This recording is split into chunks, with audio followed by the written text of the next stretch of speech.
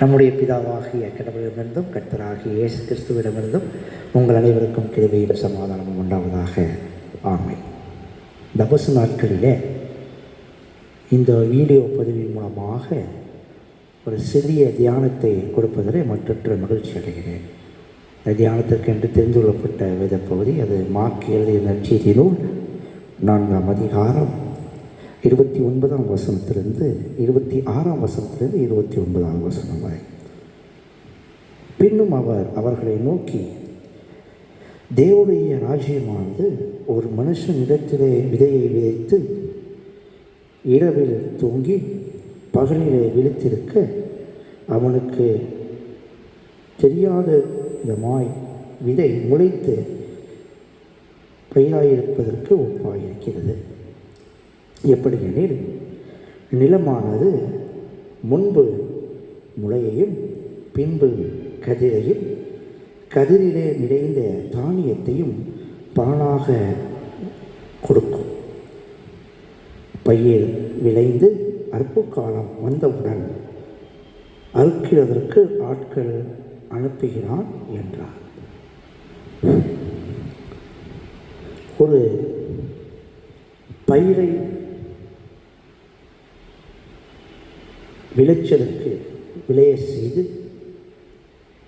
பயிராக்கி அதிலிருந்து கனியை அல்லது அறுப்புக்குரிய காரியங்களை விளைச்சலை பெற்றுக்கொள்ளும் ஒரு உவமையை இயேசு கிறிஸ்து இங்கே நமக்கு கூறுகிறார். இது எப்படிப்பட்டதாக இருக்கிறது? நாம் விதையை குறித்ததான காரியத்தை படித்திருக்கிறோம், உவமையை படித்திருக்கிறோம். ஆனால் இங்கே அந்த விதையின் பலனை குறித்து கடவுள் நம்மிடத்தில் எதிர்பார்க்கிறார். இந்த தியானத்திற்கென்று தெரிந்து கொள்ளப்பட்ட தலைப்பு எப்படிப்பட்டதாக இருக்கிறது என்றால், ஆண்டவர் எதிர்பார்க்கும் வளர்ச்சி. ஆண்டவர் எதிர்பார்க்கும் வளர்ச்சி. இந்த விதையின் மூலமாக வருகிற வளர்ச்சியை கடவுள் எப்படி எதிர்பார்க்கிறார்? எப்படிப்பட்ட வளர்ச்சி நமக்கு தேவை? 26ஆம் வசனத்திலே நாம் பார்க்கும் பொழுது, முயற்சியால் வளர்ச்சி, எஃபர்ட்ஃபுல் growth என்று கூறலாம். அதாவது விதை தன்னால் முடிந்த காரியத்தை மண்ணுக்குள்ளாக சென்ற பிறகு அது செய்கிறது. அது ஒரு முயற்சியை செயல்படுத்துகிறது. முயற்சி என்பதை பார்க்கும் பொழுது தமிழில் ஒரு பழமொழி இருக்கிறது, முயற்சி திருவினையாக்கும். ஒரு மனிதன் என்பவன் முயற்சி செய்யாமல் இருக்கக்கூடாது. அது எந்த காரியமாக இருந்தாலும் சரி, அதை தான் தேவன் நம்மிடத்தில் விரும்புகிறார். குறிப்பாக கிறிஸ்தவர்களாக இருக்கிற நாம் அனைவரும் முயற்சி செய்ய வேண்டும். முயற்சி செய்வது என்பது மிகவும் கடினமான ஒன்று. எல்லோராலையும் முயற்சி செய்துவிட முடியாது. அந்த முயற்சிக்கு வேண்டிய காரியங்கள் மிக முக்கியம். இந்த விதை எப்படி, அது சும்மா, அதாவது எங்கள் ஊர்லலாம் விதை நெல் அப்படிங்கிறாங்க. விதை நெல்லை பார்க்கும் பொழுது அந்த சாக்கிலே போட்டு வைத்திருப்பார்கள். அது உள்ளேயே முளைச்சிட முடியுமானா முடியாது. அது முயற்சி செய்து அந்த சாக்குக்குள்ளேயே முயற்சி செய்து வளரணும்னு முயற்சி செய்யுது அப்படின்னா அது வளர்ந்து அந்த முயற்சி திருவினையாக்காது. ஏனென்றால் அந்த விதைக்கு வேண்டிய சூழ்நிலைகள் தேவை. ஒரு கிறிஸ்தவன் வளர வேண்டும் என்றால் முயற்சி செய்ய வேண்டும். அந்த முயற்சி வளர்ப்பதற்குரிய, அதாவது பெருகக்கூடிய முயற்சியாக இருக்க வேண்டும். அந்த சூழ்நிலைகளும் அப்படிப்பட்டதாக இருக்க வேண்டும். நாம் அனைவரும் வளர்கிறோம் என்பதை எப்படி நாம் எடுத்துக்கொள்ளலாம், எப்படி நம்ம அறிந்து கொள்ளலாம் என்றால், நம்முடைய வாழ்க்கையிலே பாடுகள் வரும் பொழுது நம்முடைய முயற்சி சரியாக இருக்கிறது என்று நாம் கற்றுக்கொள்ள முடியும். நாம் கவலைகளும் கஷ்டங்களும் சஞ்சலங்களும் அவமானங்களும் நிந்தனைகளும் நாம் சந்திக்கும் பொழுது தான் நம்முடைய முயற்சி அல்லது நம்முடைய வளர்ச்சி முயற்சி உள்ளதாக இருக்கிறது என்பதற்கு அதுதான் எடுத்துக்காட்டு. ஏன்னா கிறிஸ்தவ வாழ்க்கை அப்படிப்பட்ட வளர்ச்சியில் தான் இருக்கிறது. எனவே எஃபர்ட்ஃபுல் ஒர்க், முயற்சியுள்ள வளர்ச்சி நமக்கு தேவை. இந்த பாவம் நிறைந்த உலகத்தில் இருக்கிற காரியத்தினால் முயற்சி அல்ல, வளர்ச்சி அல்ல, மாறாக ஆண்டவராக இயேசு கிறிஸ்து நம்மிடத்தில் எதிர்பார்க்கிற முயற்சி கிறிஸ்தவ முயற்சி. கிறிஸ்தவ முயற்சி என்றால் பாடுகளை ஏற்றுக்கொள்வது, சகித்துக் கொள்வது, அதுதான் கிறிஸ்தவ முயற்சி. நம்ம ஒரு எடுத்துக்காட்டுக்கு பார்த்தோம்னா, நிறைய பேர் இயேசு கிறிஸ்துவை ஏற்றுக்கொண்டு அநேக சபைகளிலே சேர்ந்து கொள்கிறார்கள். இப்போ சேரும் பொழுது அவர்கள் எதிர்பார்க்குற காரியம் என்ன? நமக்கு நல்ல பலன் கிடைக்கும், இயேசு கிறிஸ்து நம்மளை ஆசீர்வதிச்சுட்டே இருக்க போகிறாரு, நமக்கு இருந்த கஷ்டமெல்லாம் மாறப்போகுது என்ற ஒரு சிந்தனை தான் வருகிறது. ஆனால் இந்த கிறிஸ்துவ வாழ்க்கை என்பது அந்த ஆசீர்வாதம் நிறைந்த அதெல்லாம் முயற்சியோட கடைசி நிலை தான் அந்த ஆசீர்வாதம் என்றால். நாம் எதிலே முயற்சியாக இருக்கிறோம், எதிலே வளர்க்கப்படுகிறவர்களாக இருக்கிறோம்? உலக காரியத்திலே முயற்சிக்கிறோமா, வளர்க்கிறோமா?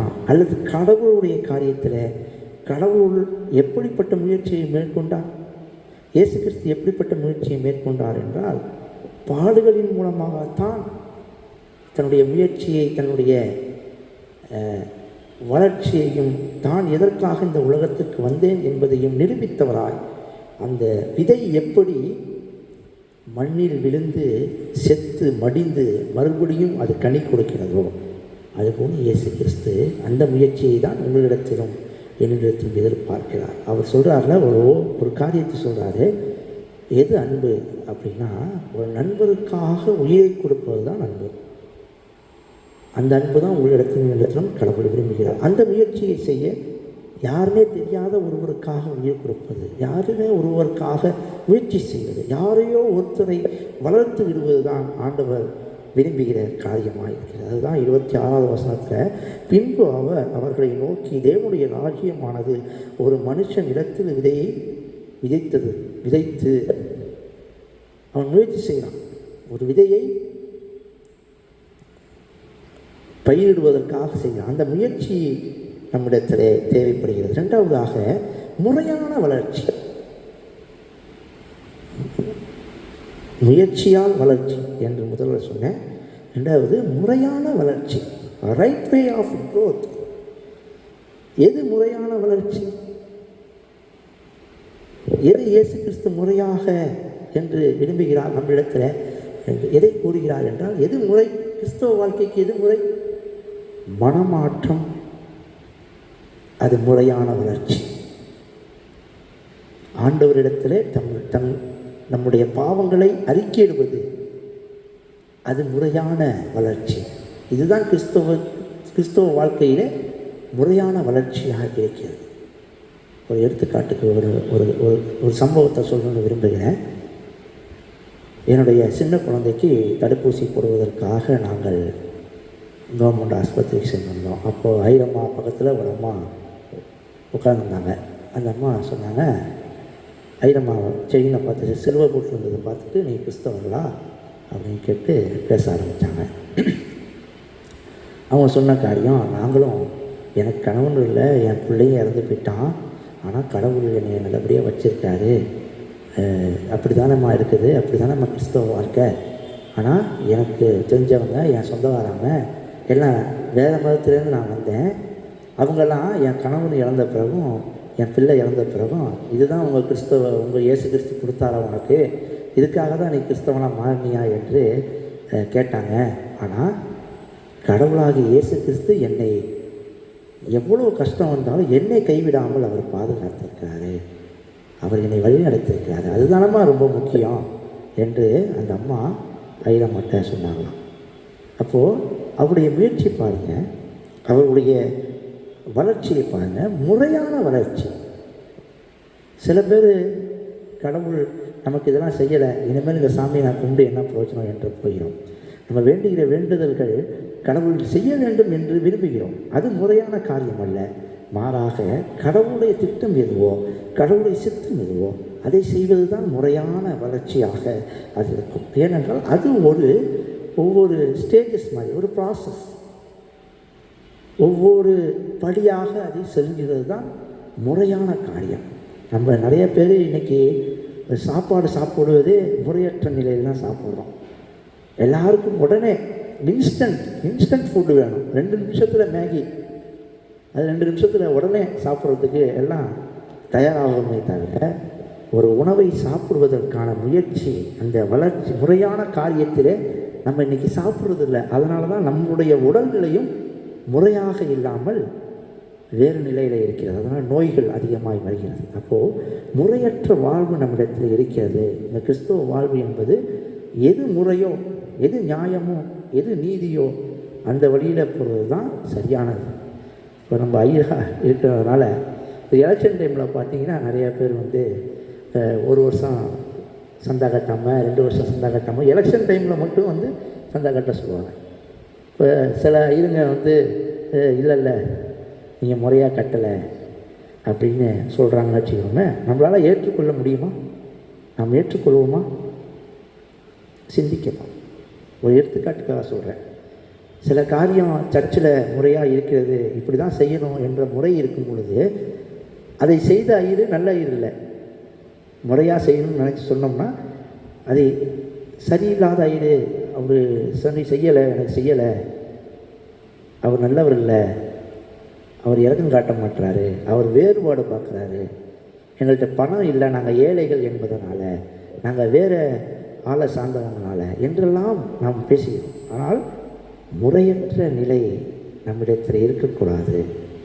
ஒரு எடுத்துக்காட்டுக்காக சொன்னாங்க, முறையற்ற நிலையை தேவன் விரும்புவதில்லை, முறையான வளர்ச்சியை தான் கடவுள் நம்மிடத்தில் விரும்புகிறார். கடைசியாக முழுமையான வளர்ச்சி 29 பார்க்கும் பொழுது அது அறுப்புக்கு தயாராக இருக்கும்போது ஆட்களை அனுப்புகிறான் என்று சொல்ல. அப்போது அறுப்புக்கு தயாராகனா அது முழுமையாக வளர்ந்தால் மாத்திரம்தான் நம்ம அதை அறுக்க முடியுமே தவிர விதை நெல்லை மட்டும் நீங்கள் பார்த்தீங்கன்னா அறுப்புலாம் நம்ம விளக்கு இது பண்ண முடியாது. எந்த மரமாக இருந்தாலும் சரி, எந்த கனியாக இருந்தாலும் சரி, அது முழுமையாக வளர்ச்சியை கொடுக்கும் பொழுதுதான், பலனளிக்கிற வளர்ச்சியை கொடுக்கும் பொழுதுதான், ஒரு முதிர்ச்சி அடைந்த வளர்ச்சியை கொடுக்கும் பொழுதுதான் நாம் அதை பெற்றுக்கொள்ள முடியும்.